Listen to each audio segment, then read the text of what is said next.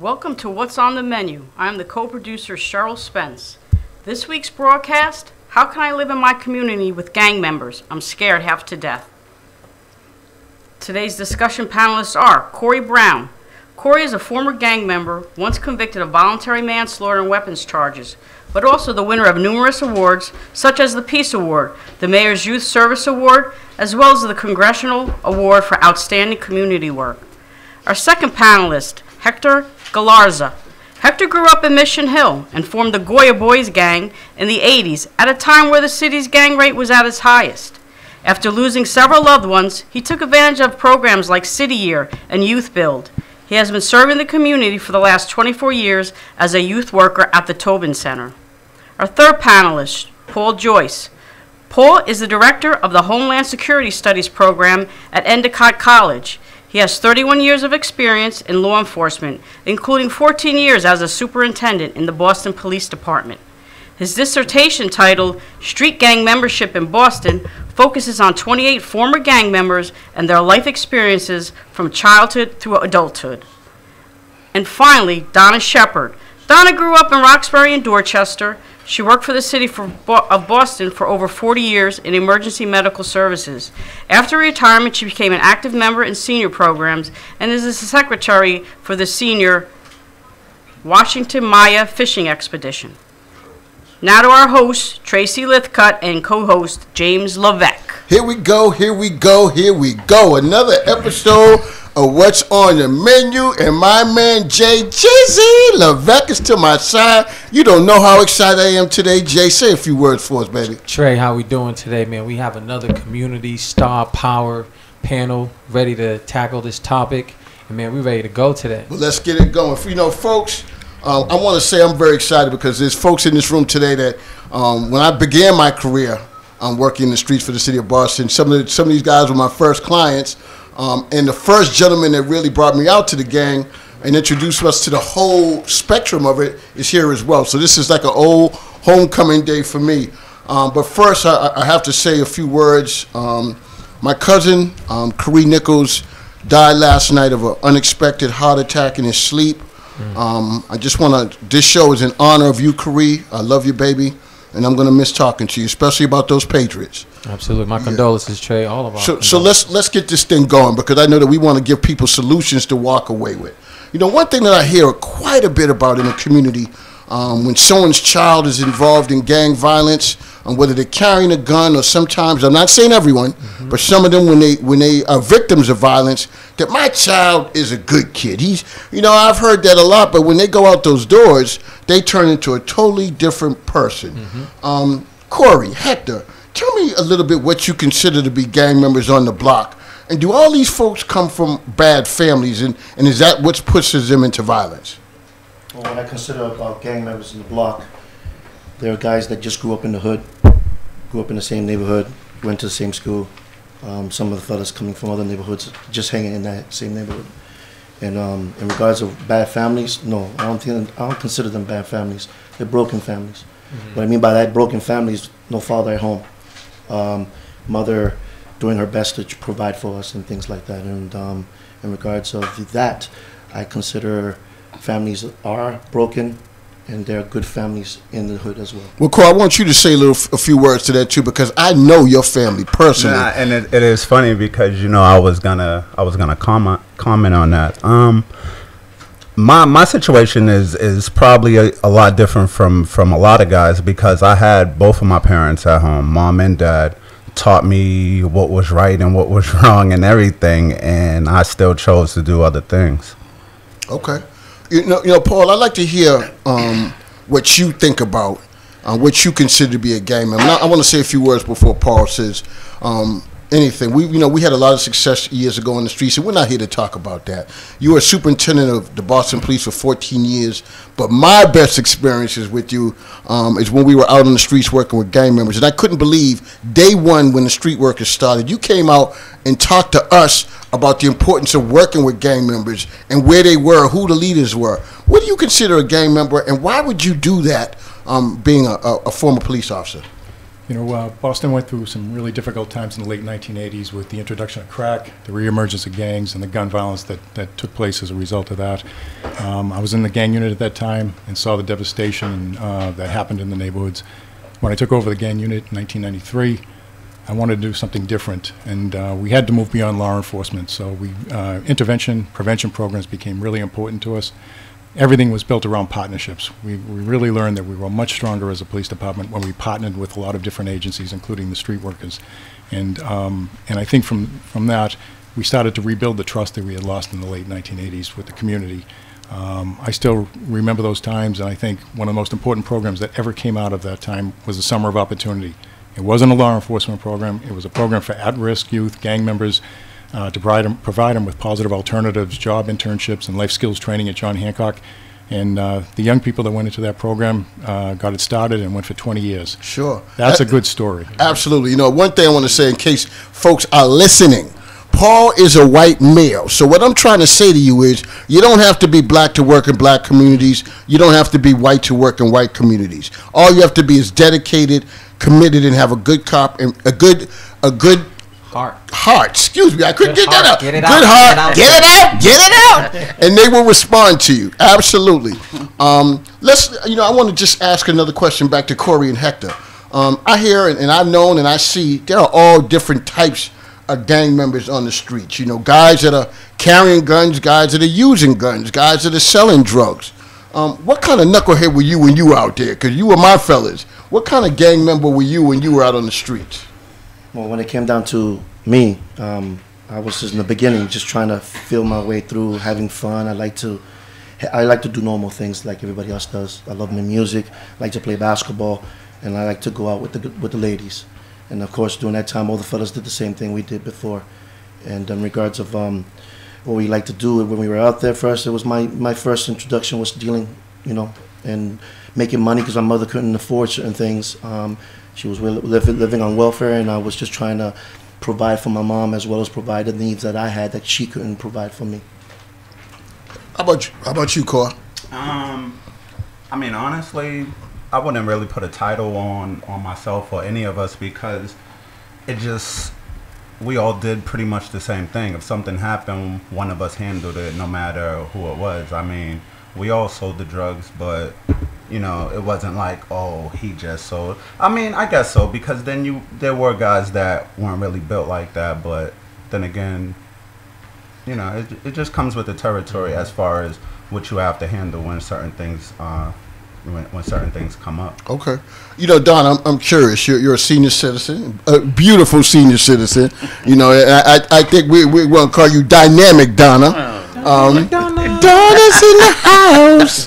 Donna, tell us. You live in a community. I mean, there's gang members in the entire city. As a senior citizen living in the community, are you scared of them? And how would you think about developing relationships if you had to live in those communities with those individuals? Well, I do live in the community with those individuals, okay?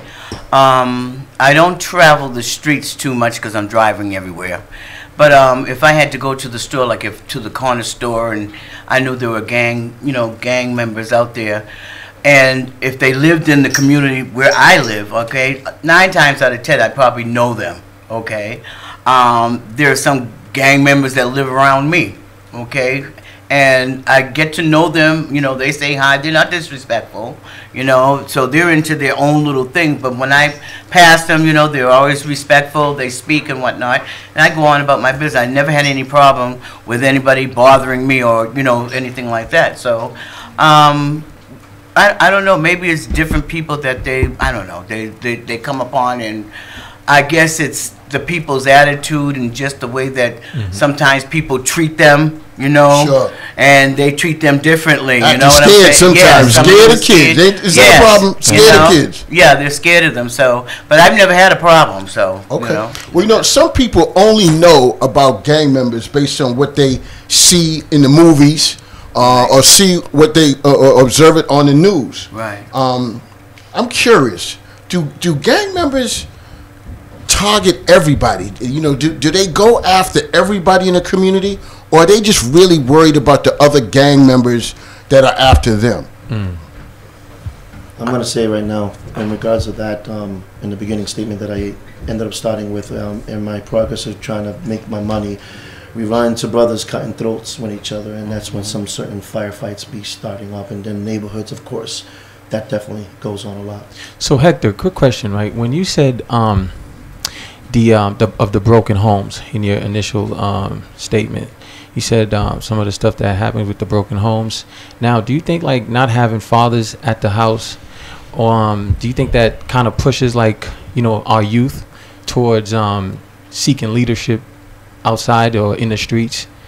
When I was around that time, I didn't know what was going on. Right. I was just trying to maintain whatever was in front of me. Right. And trying to learn as much as I go. At this age now, yes, that was a big factor. I had a stepfather that came in and out my life, and he was a big help later on when I got older. But at that time, I didn't know. I was just trying to maintain my status. So you think he was already out there already for him to really have that kind of effect on you? Yes. Okay. All right, let me go back. Corey, Corey, what do you think? Do gang members, if I'm living in the community, do I have to worry about gang members coming after me? Or are gang members, are they focused on me at all as a regular resident in the community? Or what are they looking after when they're out on those blocks? Nah, I'm just looking for a rival gang. I mean, the only way that I feel you would make yourself a target if you blatantly made yourself a target by saying, "Oh, I'm gonna tell X, Y, and Z that you're doing X, Y, and Z." So other than that, you're just Tracy that lives right there. You know what I mean? So and you guys are not bothering me if I'm just going about my way every day. No problems whatsoever. nah. You know, that's the first lesson I want people to learn out there that may be scared about these folks. Actually, a couple of lessons. Donna told you how she can go out and communicate with fellas down the street corner, and the gang members, former gang members themselves have said to us that we don't have to worry about those types of individuals. They're not concerned about us. They're just watching out for what might come their way, which absolutely can reflect on the rest of the community. If you want to call in, please call into the station, 617-282-0685 or 617-282-7794. I have one more number for you, 617-265-2679. Jay, do we have anybody sending any responses for us? Oh man, Trey, there's a couple of questions that's actually for Paul. This is from Eric from California. He says, what was the hardest part working in the city of Boston as a former police officer? You know, I think it was the challenge of the issues of violence and how to address them in a fair manner. I think I had talked about before, you know, I think all police departments during the late 80s and early 90s learned some tough lessons about policing and how to approach it.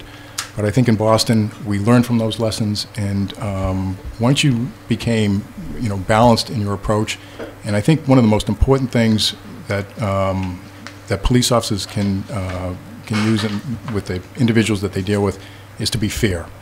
My relationship was always a business relationship. If you carried a gun and you sold drugs, my job was to arrest you. I think gang members understood that role too. But there was something that was much more important at the street level, and that was this issue of fairness. Because we lived by the same rules that gang members lived by. We were there every single day, and the respect issue was a very important one. And I think that issue of fairness, at least in my career, carried over time, and it paid off some great benefits when I was working towards my PhD, and I started going back and speaking with individuals that grew up during that time period.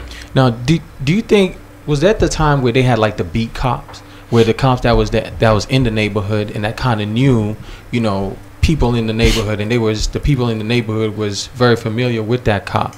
Because nowadays I don't really see that much, you know, cop just walking around and just seeing how it is. What do you think about that? Yeah, that late 80s time period was really, it was really just about enforcement, because there was so much violence that was taking place in the neighborhoods. It wasn't a time of intervention or prevention. Those things came after with lessons learned. Right. But I think, you know, I'll say it and people will probably disagree with me. I think people like police officers. Right. They want to see police officers in the neighborhood. I do too. They're not calling street workers and everyone else when someone's at their door doing something crazy. But in in return, police officers have to be committed to their neighborhoods, committed to the residents, and a lot of the young people that you deal with, I always thought, my partners always thought that they had a tremendous amount of potential, and that it was part of our job to offer them opportunities for that potential. And again, it keeps going back to this idea of fairness and respect. Absolutely. And I think that was something that, when it was understood, it was valuable for both sides. Okay. Next question is actually from the ATL. This is from Michael, and this is to my man Corey. Corey, ooh, this is a real good question.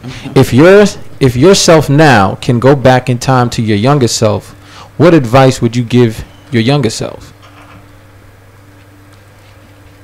That's gonna make you think a little bit, see. Come on, Cole, we only got a certain amount of time, Cole. I know you got a lot you want to say there. I mean, I guess I would, I don't know, wow. I would tell him, that's hard, bro. Hector, how about you, Hector? Hector, jump in there. What do you think, Hector? I think I'll leave the ladies alone. That's one thing. But in real, a lot of decisions I made were, at the time, I think was right. I can't change that. I wish I had a father, that's one thing, and I wish I had a better environment, but I think I love my neighborhood. Sometimes you hate it, sometimes you love it. So I wouldn't change anything. Cool. Hold on, Cool. Nah, I got, something for us, Cool? Yeah, I mean, pretty much. Cool, if there was something, anything that you may have done that pulled you into that life and got you involved, one time, is there one thing that you would turn back and say, I wouldn't have done that because it changed my life? Well, I mean, I put myself in a situation where I took another man's life. I would definitely take that back. I would definitely, try to write that, or wish that never happened. Sure. So, anything else? I mean, before that, I wouldn't have dropped out of school. I would have stayed in college, but, things happen for a reason. And, I lived through them all. Miss Donna, this question is for you. This is from a lady named Megan from New York City. Okay. In your opinion, is female gang involvement increasing?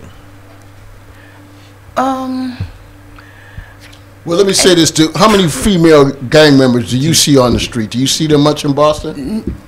No, not really. No. In my travels, no, I don't see too many. I mean, I'm venturing out all the time, okay? And like I say, I'm mostly driving, so I don't walk the streets of Roxbury, Dorchester, or Mattapan.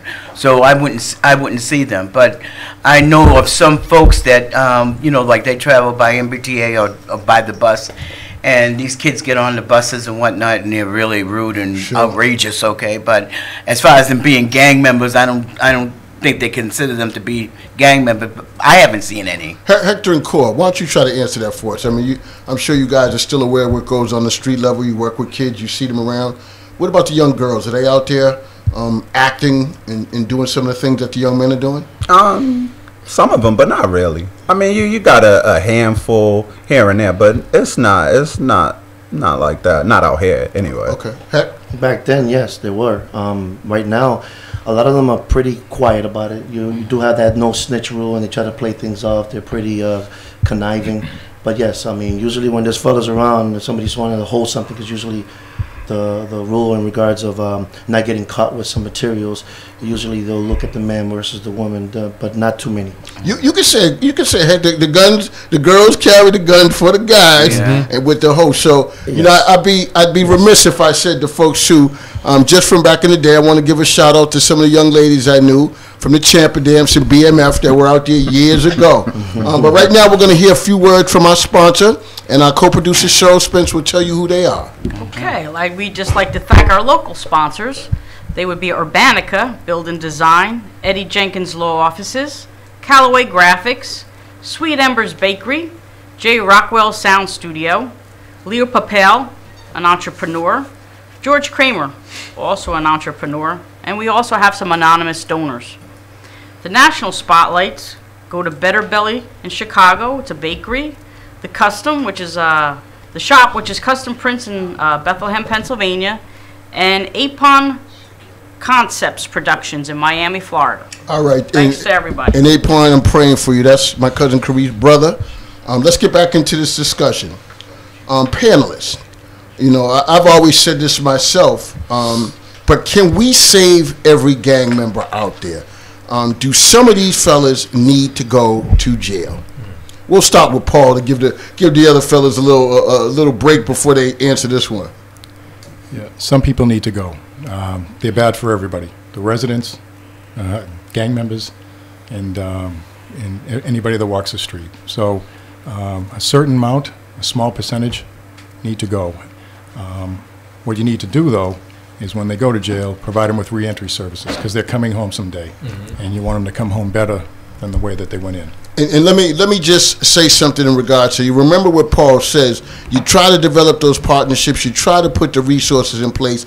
And the percentage of folks that need to go is very small. So that means we can work with the other folks. But community, you have to get involved. Law enforcement cannot do it by themselves. Hector, Corey, what do you think? Can we save them all? Do some of those fellas need to go?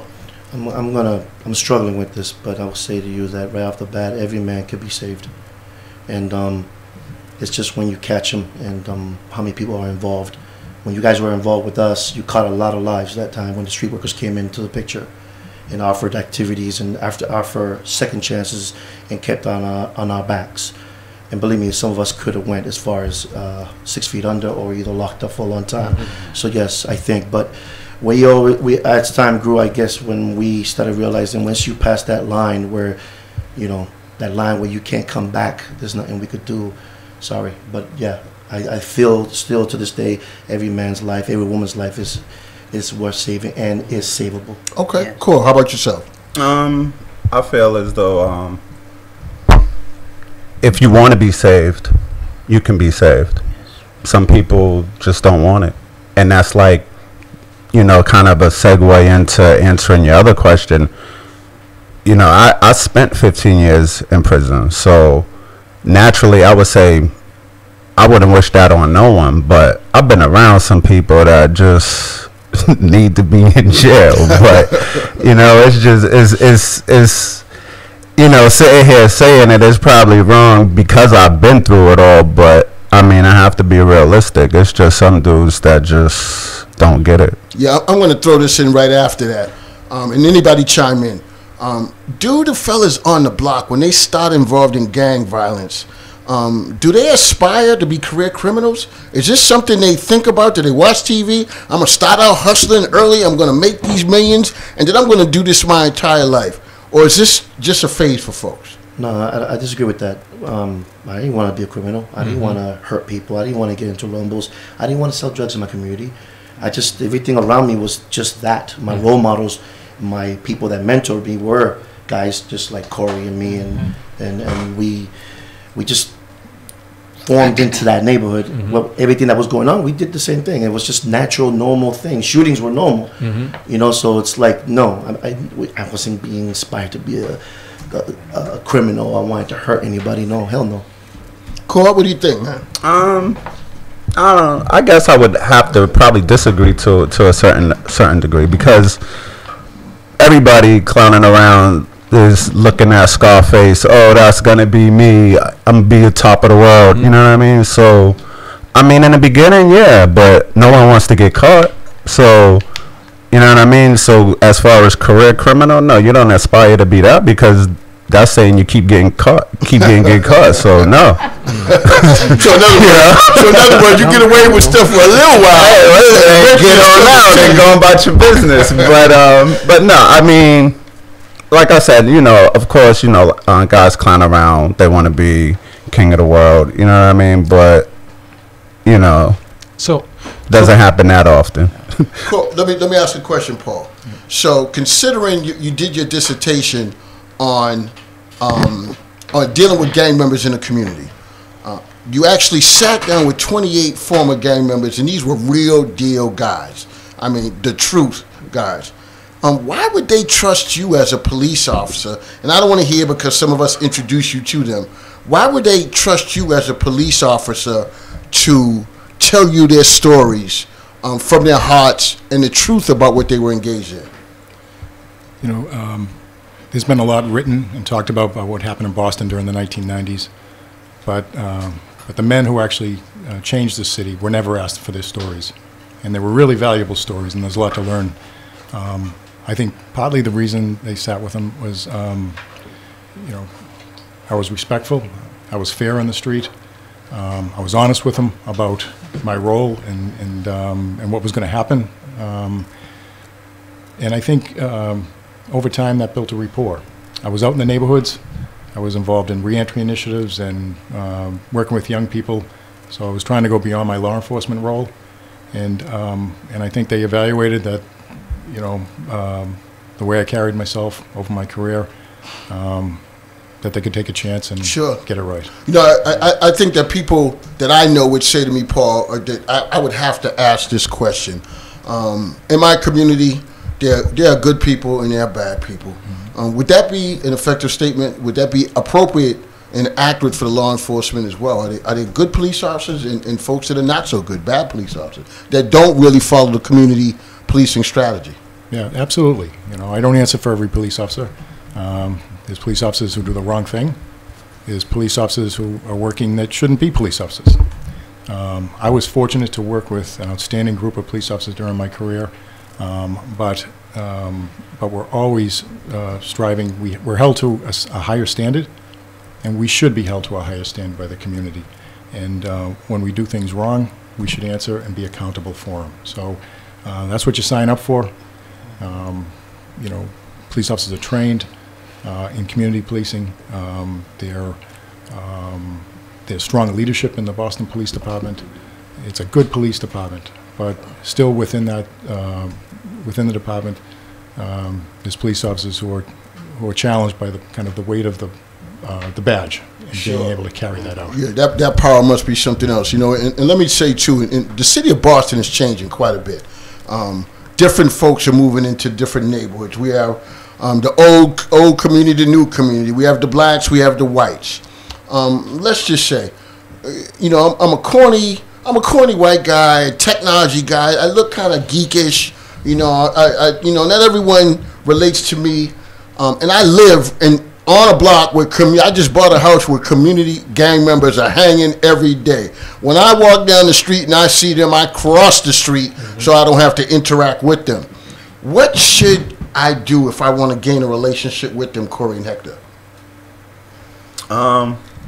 First, I would say probably not cross the street, making yourself look like a target. You know what I mean? Excuse me, I gotta cross the street. You know what I mean? It's not even so much as, you know, we would look at it as, oh, look at the fear. It's just kind of like annoying. Like really, like that's what you're gonna do, dude. Like, you know, and that would cause, you know what I mean? That's causing problems more than, you know what I mean, alleviating them. So I would say, I don't know, just be yourself. I mean, it's one thing worse than like, oh, you coming on too strong, just trying too hard, and then the first thing that one of us would probably say is, oh, he's the police anyway. You know what I mean? But you know, just be yourself. Like that will get you a long way. Okay, Hector, what do you think? Because I want to hear what Donna did. And you know, dynamic Donna, what she did. I would just say, hi guys, how you doing? You know, and just keep it moving. You know what I mean? It's not that you have to stand there and make a conversation with them. And if you live in the neighborhood and these guys are out there every day, you know, you just form a relationship. They'll say, oh, that's Harry. He lives over there in the house or whatnot, and just keep it going. You know what I'm saying? You don't have to worry about them bothering you. You know. What do you think, Heck? But crossing the street, that's Donna said it perfectly well. I respect her. You know, she'll probably most likely say hi to me every day, every morning, and say God bless or whatever. Yeah. And when it comes down to Paul, there were police officers that went beyond during those 90s that Paul mentioned, and we could read them. We know who's going beyond. 5 minutes to sit down with us, or guys came over and brung sorry, no offense with what I was about to say, but brung some Dunkin' Donuts over, you know, from the shop, and we chill with them. So they went beyond. We respected those men, and yes, anybody could do it. If it was a geeky fella that had technology, I said, listen, show me how to use the cell phone today, not versus back then. We didn't have no cell phones, but I mean, Paul said it right, as well as Donna. They just have to interact and take a chance and come and go beyond. Right. So let me see. And sometimes you have a gut feeling. You know what I'm saying? You just have that feeling. And let me try to summarize what some of them just said as well. So, in other words, just be yourself. Yeah. Go up to them and talk to them. You might say one thing one day. Don't say a whole lot. Come back the next day and the next day and the next day. And eventually and hopefully you'll get the opportunity to develop good relationships. But I also want to be honest with you. Some of them are pains in the you-know-what. Yeah. And some of them you can't deal with. You just leave those alone. And then you move forward and start talking to the ones who will accommodate your conversation and bring some resource to the table. What are they out there carrying guns, selling drugs? These are kids we're talking about. And we have to find out ways in order to move them forward in their lives. Yes. So I just want to ask another question with the fellows as well. So just so the listeners and viewers will get an idea of what we're talking about here, I want to run this idea home. I grew up in the suburbs, never really been around black people that much. I mean, I'm not saying I haven't seen them, but I live in the suburbs, not a whole lot of black folks out there. Now I moved in the city because I like it here. I want to be in the city. Are the kids on my old neighborhood in the suburbs the same as these kids that I see on the street corners here? You said the same? Are they the same type of kids? Could I go with the same approach, or do I need to adjust it a little bit? Probably adjust it a little bit because it's just a totally different environment. So I mean, what would you? I mean, I guess the question would be, what would you do with the kids in the suburbs? So I mean, well, I might feel a little bit more confident with those kids in the suburbs than I do. So I might look a little bit nervous and apprehensive coming up to you. What do you think, Jay? Honestly, I think it's more about if you coming in like with love. You know what I'm saying? Being able to have that respect for them, because kids are kids at the end of the day. Right. If you approach them in like a very defiant manner, like you gotta respect me, they're gonna look at you like, please, you must be out your mind. But if you come at them with a respectable manner, I'm pretty sure most of the time kids are gonna be like, okay, yeah, that's such and such from thing. He gets a pass. He's good. Sure. You know. If you all look at our website, you see James' picture on there. He's a very good-looking guy, and you see his Playboy stuff. You come out with the love. You come out with love. We lead with love. You lead with love. We lead with love. Hector, what do you think? Would there be a difference? Well, you said you approach the suburban kids different. That's the problem right there. I wouldn't. Same approach you should approach. So I think you might end up changing is the slang, how you deliver. But after that, those guys will probably teach you how to do about it anyway. So no, don't judge, I guess. Well, Paul, as a former police officer, you see these guys on my corner. I just moved into this neighborhood. You're a police officer. You know their gang members. You know their names. You know what they're capable of. You know the name of their gang. Why aren't you going out on the street corner and clearing them off of my corner? Police officers, we have rules, right? And to violate people's rights it's unacceptable in any way. So it's not like I see on TV with Chicago PD and Law and Order. It's not like that. No, it's not. It's not like that, and quite frankly, it's not worth it. When the police concentrate on a gang, if they're involved in violence and really affecting the neighborhood, we're going to be able to take care of that business. Okay. So, folks, it doesn't take a phone call to the police department every time you see young kids on the street. You know, I wish I had time to go through this whole story, but I remember people making relationships with kids with cakes and pies. You know, I was at a woman's house looking down on the block with kids smoking marijuana down there on the street corner. The senior citizen used to bake cakes and pies every day. I said, well, ooh, they're smoking marijuana. Marijuana plus cakes and pies are going to have a good relationship. We went down there, took that food. Them kids were talking to us. They loved that woman to death. They loved her to death.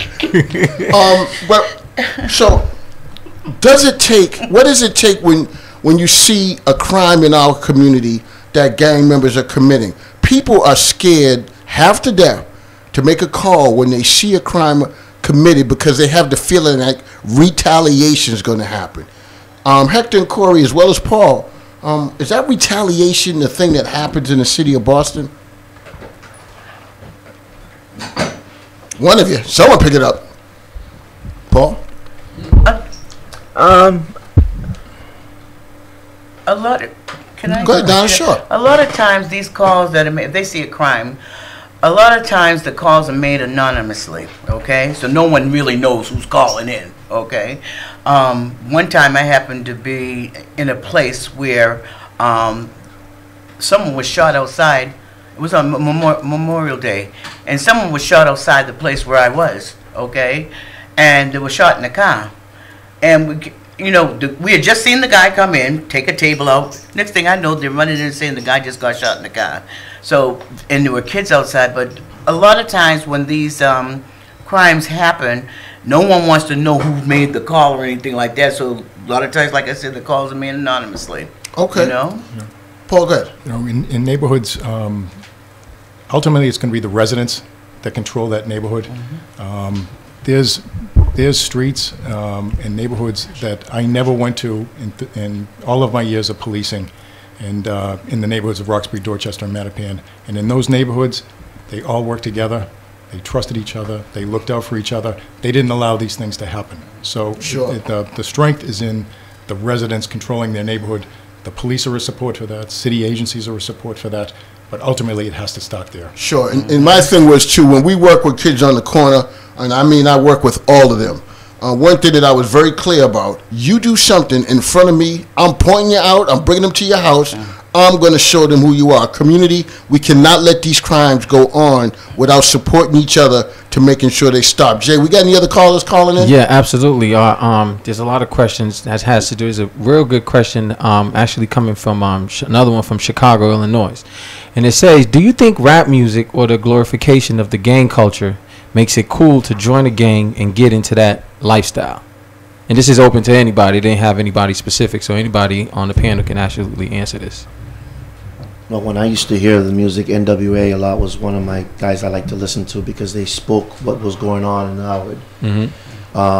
Other music, that motivated me to speak or play the music loud because that's how I felt. No offense. Again, my brother, F the Police was one of them. Right. And then when it came down to other kind of rap music, that made me feel a part of that Fight the Power with Public Enemy, for example.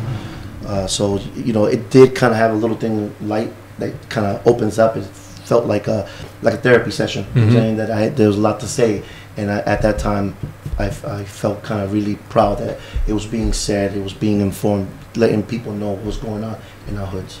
Corey, what do you think? Because you had mentioned about the about Scarface early on in your question, in your response. What do you think about that question? No, I don't. I would say no. I don't think that the music plays a complete role because at the end of the day, you have choices that you make. I mean, yeah, you're listening to this song, but this song is not the one running out doing whatever. So I just feel like a lot of times when you hear that's the wrong assumption that, because they're listening to this rap music that they're out doing all of this craziness. No, I have to disagree with that. But it does tell a role. It tells stories from neighborhoods that are going through the same thing. That's how I wanted to clear that. Paul? Yeah, I think Hector's right on this one. I think, I don't know that music and movies created gangs, but they certainly reinforced the gang identity.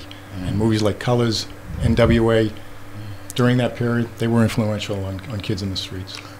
For me, too, it's something, rap music from the beginning to the end, and that's another show that we're going to do. I love everything about it. I love all the gangster stuff. I like the freelance. I like everything, the storytelling. But one thing that it always made, it told the story about what I was working with when I was out in the communities working with fellas. And a lot of the music and lyrics described a lot of the folks I was working with. But go ahead, Jay, I'm sorry. Yo, another question. This actually is for Hector and Corey. How did you turn your life around from the street? Or was there a specific event that made you turn your life around from being in the street to actually, getting everything together?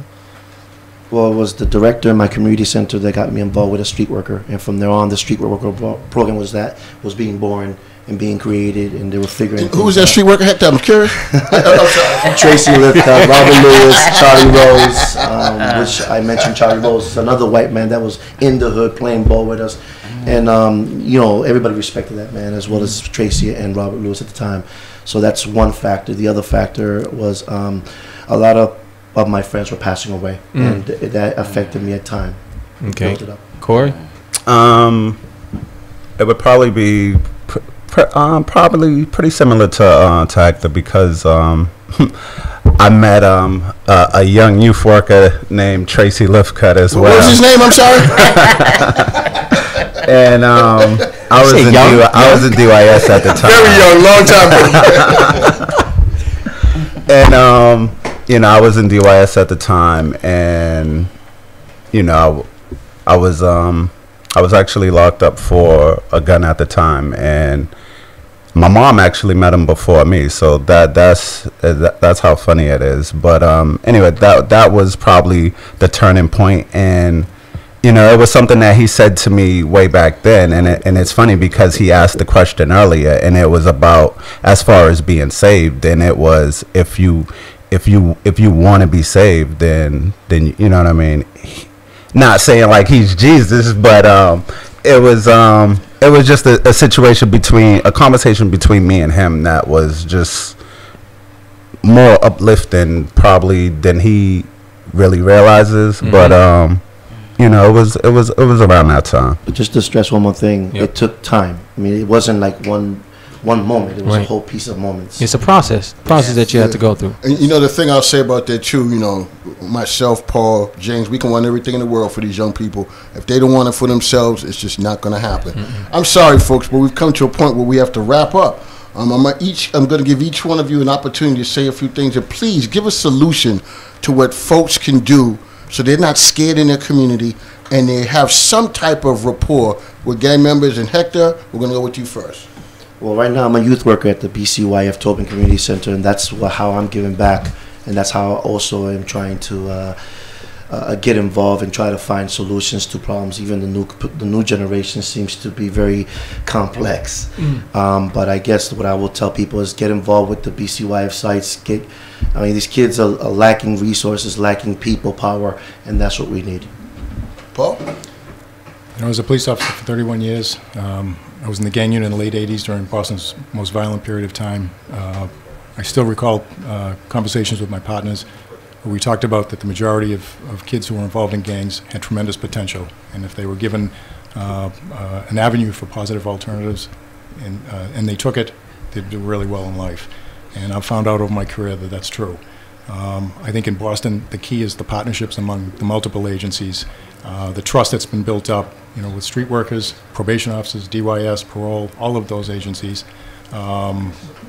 Once we work together, we were able to make a real difference. Sure. Love you, Paul. I appreciate you, brother. Donna, what you got for us, Dynamic Donna? I think some of these young men need to get involved in a church life. There you go. There you go. go. Reverend Wall, I know you like that. They need to get involved in the church life. I mean, everything that they could possibly want is in church, okay? And there are people in church that are willing to help them. I belong to a church, and it seems like every Sunday, the doors of the church are open for these young people to come and partake of the church, okay? So that's my thought. Okay. And I can remember there times on the streets, there was nothing we could do with young people. When they hit the church, their whole lives changed. You are absolutely right. Cora, wrap us up, my brother. I would just say have an open mind. I mean, when you have an open mind, you're just a lot more. You're subject for a lot more to come in. It's just you can't look at guys as he's black or Spanish and he's on the corner. He's, you know what I mean. He's hopeless, that kind of thing. Yeah. Just have an open mind and realize that kids are kids, and I mean, regardless, is still a kid. I mean, here I am sitting here today, and I've come through it all. So just have an open mind. Jay, what do you say about what they've said, Jay? What do you think about this discussion? Man, this is, once again, we have another powerful segment here. You know, this is absolutely having an open mind. I agree with Corey. And just being able to have resources. And what Dynamic Donna just said, church, you know, because sometimes, you know, that might give you your spiritual guidance that you need to make that, you know, from not doing something that could be detrimental to your life or actually saving it. So getting involved with the church, and then also, you know, the church coming out there and just being able to be like, hey, you know, we're open. We want you guys in here. We don't want you could come in here with your saggy pants. Hi, we want you all, because, you know, once you get that process going, that's how you're able to save lives and change lives. You know, it's something, Corey, you're absolutely right. It was funny, right, while we were going through this discussion, one of our co-producers, Cheryl Spence, she was loving it so much, she was like, I got a question. I want to ask a question, Tracy. Well, you didn't get to ask your question, but we're going to let you say whatever you want right now, Cheryl. Go ahead. Yeah. I'm just going to say, I'll just wrap it up with three things. Based on the discussion I've heard here today, I think that young people should stay in school. Don't sidestep your education. You will need that. Don't forget, now Cheryl's a scientist. Be someone, not a statistic. And neighborhoods should take back their streets. You know, don't hide inside. After 8 o'clock, you should still be out on your porch hanging out. I don't know why people just tend to gravitate back inside when it gets dark. Stop, you know, we got to stop that too. And for gang members, you really should stop the shootings because it's really not cool. Gail, what do you have for us, honey? Such a good vibe going on in this studio today, and I really, really am glad that I just got to be a part, sit and listen. You know, just food for thought. It was such a great feeling to hear Hector talk about the fact that, you know, he was sitting beside Paul, and he understood and used the word in describing what actually music has done, or what kind of what does music and the rap music do. And he looked over in Paul's face, and it was sincere and it was positive. I wish people could have saw it up front and personal, and said, "My brother." And I think that's important. And again, it goes back to what Tracy said. It's not really about black, white, this, that, who can help. If your heart's in it and your mind is in it and you want to change what's going on in the streets and the violence in the streets, we just need to be a part of that. We need to make sure that we're focused deeply in that. Again, is violence real? Yes, it is. Saturday early morning, late Friday evening, a 50-year-old man shot a young boy, 23 years old, who was about to graduate from Dartmouth, Amherst, Dartmouth. It's real, people. It's real, and we got to do something about it, so let's all do our part. And don't wait until it comes knocking at your door to make a difference. Jay, take us somewhere else right now. Right now, Trey Ocho, we about to go to the national spotlight. We got a young, talented artist. Her name is Madison Hood. And, man, wait till you guys see her work. Unbelievable. Okay, let's go. Now, this is the section of our show called the National Spotlight. It's where we put the spotlight on brands, entrepreneurs, businesses, actors, singers, you name it, we want you on the spotlight. But you have to be the best of the best.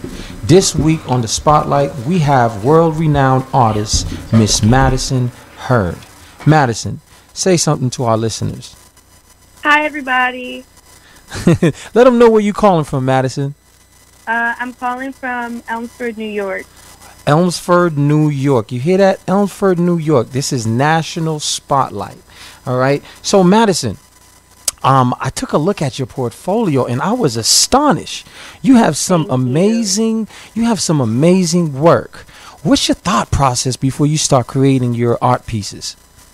Well, usually I just try and pick somebody that inspires me. I do mostly musical artists, and I just try and depict them in the best way that I can. I want to give people a glimpse into my mind and how I see these people. So usually I start with like color mixing. I find a picture that I really, really like, and then start with like the colors and everything, and then it just goes from there. Wow, man, I got to give you a lot of credit, Madison, because some of these pictures, you guys will see them when we put them up, man. It is like, whoa, look at the details on these.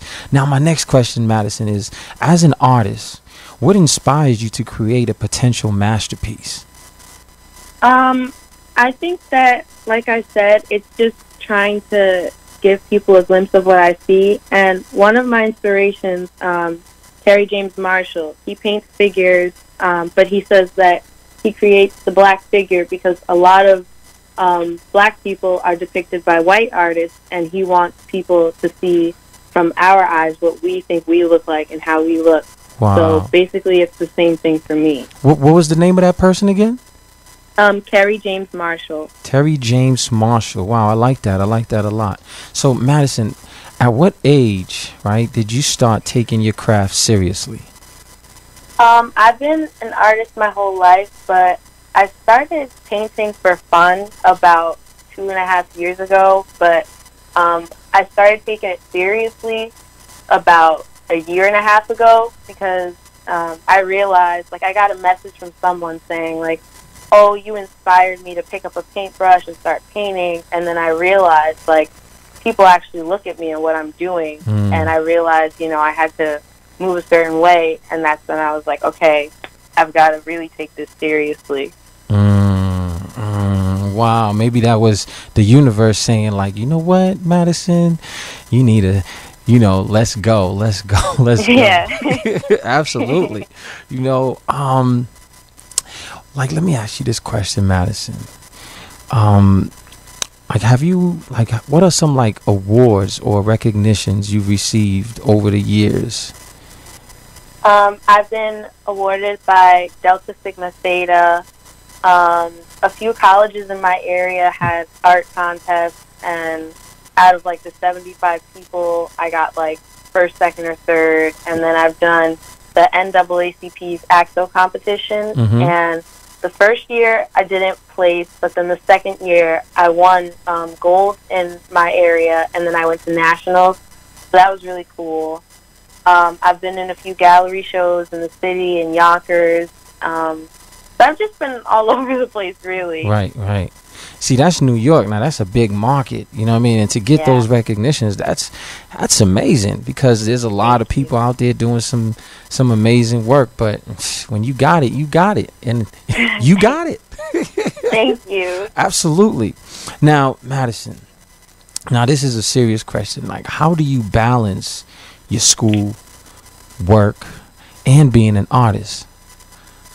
Honestly, I do more. I get my schoolwork done, but it's bad to say, but I focus more on the art because now it's sort of like a business for me.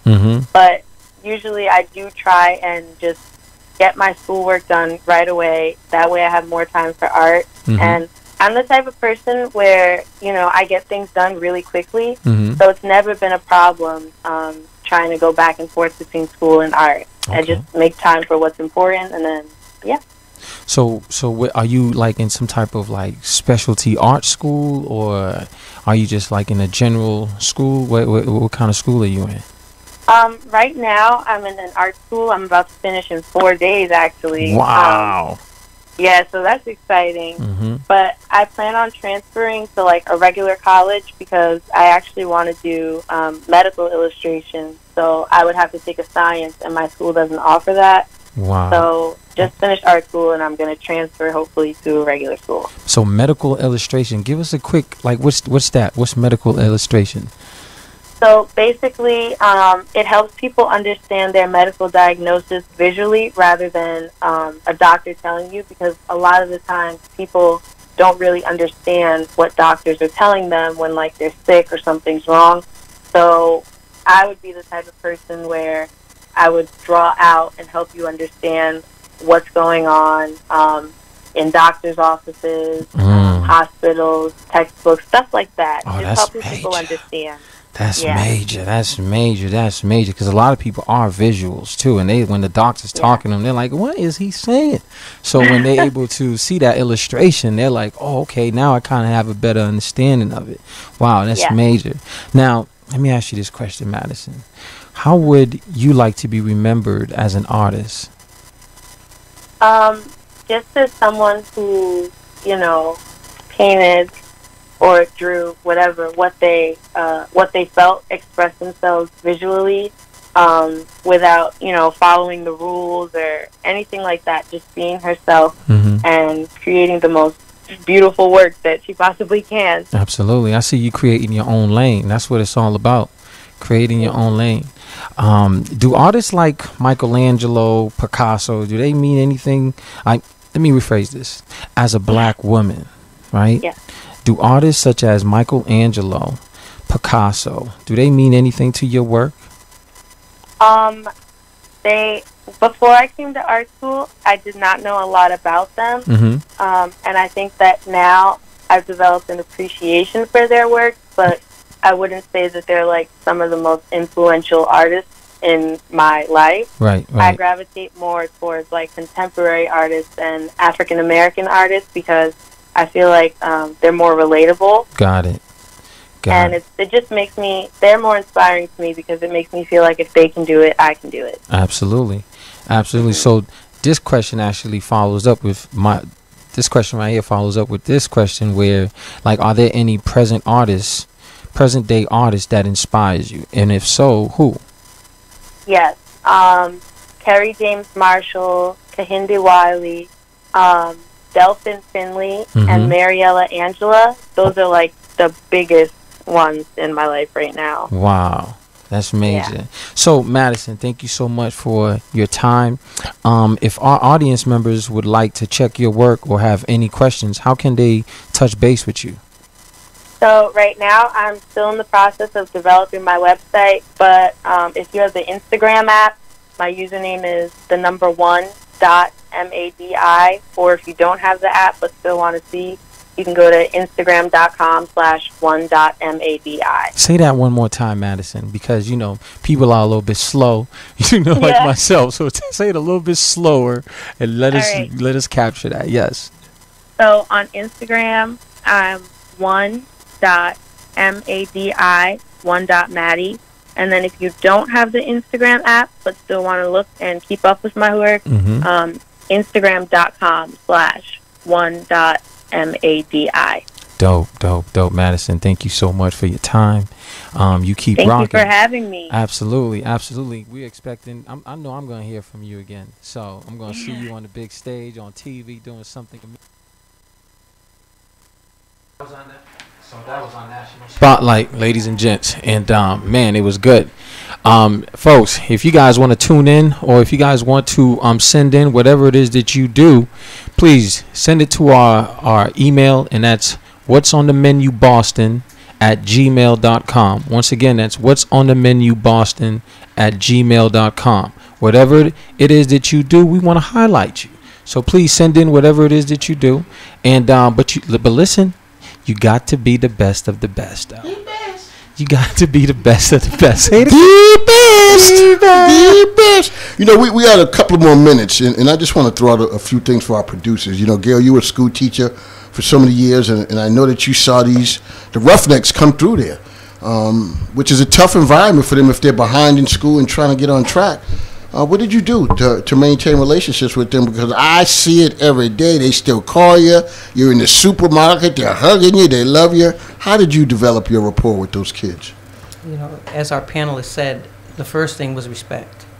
And respecting them for who they were as people. And certainly, you know, I just constantly told them they need to get back in school. But not so much the need to get back in school, but the need to understand where they were in their life and what was going on, and really believing in themselves, and that this wasn't the way that they wanted to live out their life, and that there was more important things for them to accomplish and get done.